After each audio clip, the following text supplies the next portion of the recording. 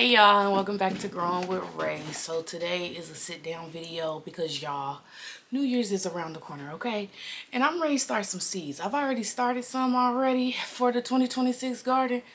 But y'all, let me go ahead and show you what you're gonna need if you're looking to start seeds, okay?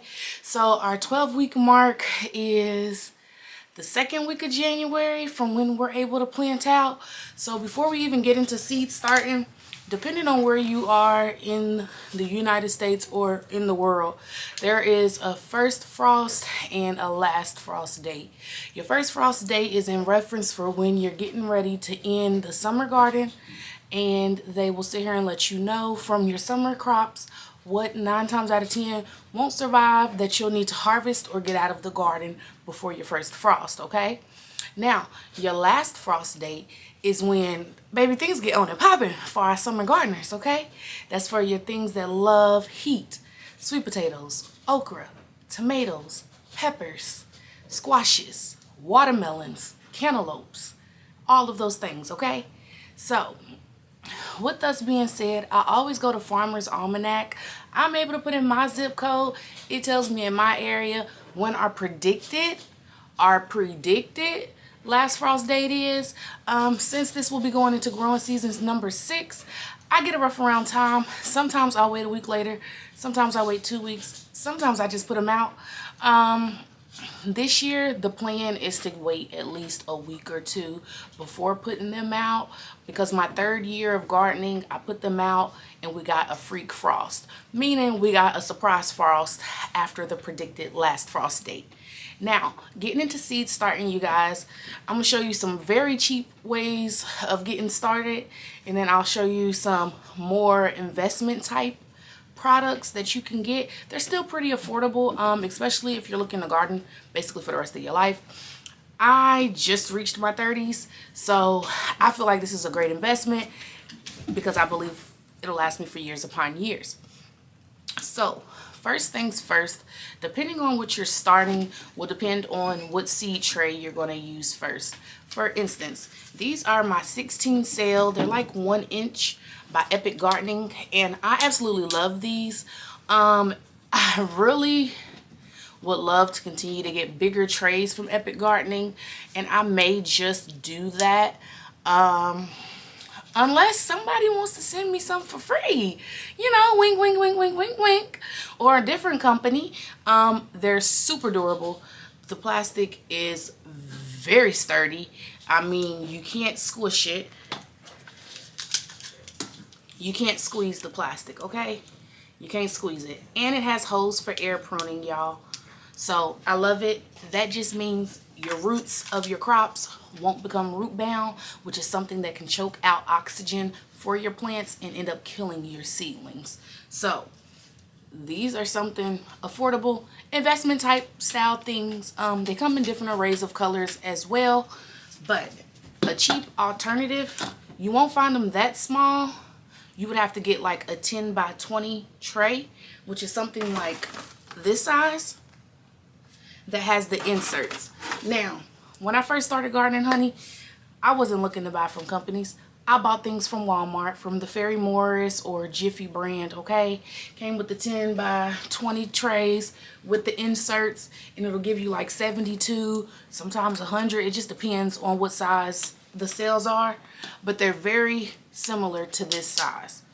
They're like $5, $7 at most from what I've seen, and they 9 times out of 10 come with a humidity dome, okay?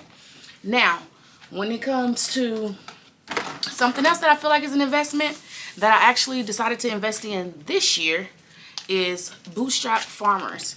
I have a 6 cell tray. So these look like, I said those are maybe 1 inch. These may be 2 inches in height, but I think they're 2 by 2s maybe. It's a 6 cell, you guys.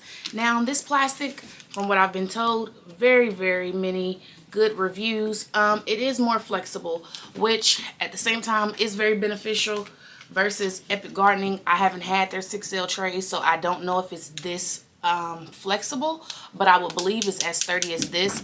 But if you got chubby fingers, baby, you're not gonna be able to get this through there. My finger getting stuck. I usually would use my pinky But for these, I feel like I can get my finger in here pretty easily, and then I can squeeze it once the seedling gets big enough to need to be transplanted out. Squeeze it to help it come out of the tray. These as well, you can get them in a bundle, you guys. There's an ultimate backyard garden bundle, and then there's also a classroom seed starting bundle. I think they're absolutely amazing. I like them so far. I really love the colors of it and everything like that. The next size up, you guys, which is something super duper affordable, is these 2-inch pots. Same thing, flexible. It doesn't have the huge hole in it, but it does have a partial amount of air pruning. I would prefer it to be on the sides, you guys, but it does still give my crops enough space for the roots to come out. I haven't had issues with that in the past. I got these off of Amazon. I believe they were in a 20, 30, maybe 40 pack, you guys. Super affordable for like $20. Good to go, you know? Next thing you're gonna need is 10 by 20 trays. So my Epic Gardening trays are half the size of this. They're super sturdy. I'm already using them. So I can't show you those, but I can show you an example. These are Ferry Morris ones, you guys. Another thing is, honestly, try to be vigilant the way that I was this last gardening season. For a few of my friends that are getting into gardening, what we would do is, if they were getting crops that was already started at big box stores, when we had these laying around, we would just say, hey, can we take these? You're going to throw them away anyways. You're going to sit here and get them recycled, melted down, and restarted for the next year. Whatever you all are going to do with it, 9 times out of 10, the employees said they didn't care. So that's how I got a good amount of these last year for free, okay? If you're buying seed starts at big box stores and you see these type of trays, and they're just laying around in the stock in stacks, just ask them, hey, can I have them? Cool, great, thank you. Next thing, y'all, you're going to want some seed starting mix. Now, this is my first year using this specific seed start mix, but you're going to want some type of seed start mix. And I say that, or I say you can get a potting mix, because it's going to have perlite in it. Let me see if I can show you guys. This is pretty dry soil, but it's going to have perlite in it, you guys, which is going to be needed for the aeration. And it's very light and fluffy, you guys. Your seedlings, all they have energy for is to come out of the seed and put down a tap root and put out their 2 leaves, okay? That's it. That's all. They don't have energy for nothing else. So don't make it harder for them. Give them nice soil that they can just simply just glide through to come up. The rest is on us, okay? Now, when it comes to your soil and mixing your soil, some people prefer not to sit here and get their soil wet before planting. I prefer to get my big old Jam Morrell bowl, is what I call it. It's like a 20 or 30 quart bowl. I get this, put some soil in here, put some warm water in here, mix it all up. When I do my soil, I want to be able to put it together to where it'll stay together, but it'll also break apart. And there's no water dripping out of this soil, okay? I don't want extra moisture in here, because one thing that a lot of gardeners experience, that I used to experience as well with seed starting, is if you have your soil overly moist, that is a great habitat for gnats. And so a lot of people just stick with it and just get the little gnat traps around their seedlings, because that's just how they're going to grow. Me personally, I get it wet one time just so that I make sure the soil isn't hydrophobic, meaning that it's repelling water. And then after that, I'm only going to bottom water. My plan is to not have to truly water my seedlings again until the 2-week mark. In the meantime, what I'm going to do is, you don't have to get a hair sprayer mister like this. If you can see the water spraying, I don't know if you can see it or not.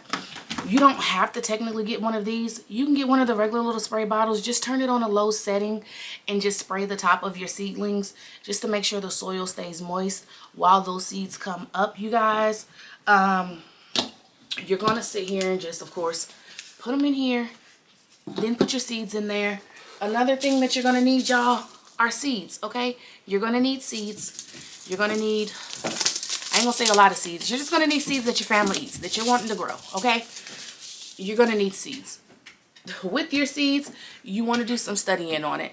And honestly, you can do your own due diligence, or just simple studying can be all the information that they provide on the back for you. For instance, this map right here tells you when exactly is a good time to plant your seedlings. Okay, it tells you the depth, it tells you the spacing, it tells you how long to harvest, it tells you the days to germination. So when I say do your research, you can do more in-depth studying, or you can just research it on the back of the package. Okay, it's up to you how much you want to put in. It's up to you. Next thing that you're going to want is a way to label your plants. You can get a pack of these at not the dollar store, at the $1.50 store, because out my way it's $1.50 now. It ain't $1 no more. You can get these popsicle sticks, just write on them. Okay, I got cabbage and broccoli on these. Okay, you can use these, and I say you can use popsicle sticks if you're not looking to do humidity domes, unless you have the tall humidity domes, because some of them won't close once you put these in the trays to put your labels. I personally get bored or be just using resources that I got. So I'm using just regular little tape, packing tape, and some index cards. Writing it on here, putting the tape over it, and sticking it on the trays. A good example of that, which is something I did actually last year, was, as you can see on this tray right here, I had duct tape and used a marker to label what was in what. Once it was time to up pot them, of course, I just either took the tape off, and that's usually what I do. I just take the tape off and make multiples if needed. If you got a label maker, baby, use that, okay? If you got kids and you want them to do something, tell them to make you some stickers. That's basically what it is. Make you some stickers, okay? Or write on your popsicle sticks. That's really all that you're gonna need. Other than that, keep an eye on your seedlings. When it's time to sit here and up pot them, just know after 2 weeks, once they actually truly germinate, it's time to start fertilizing them. And we can talk about that in a whole nother video, okay? So I will see y'all in the next video. Bye.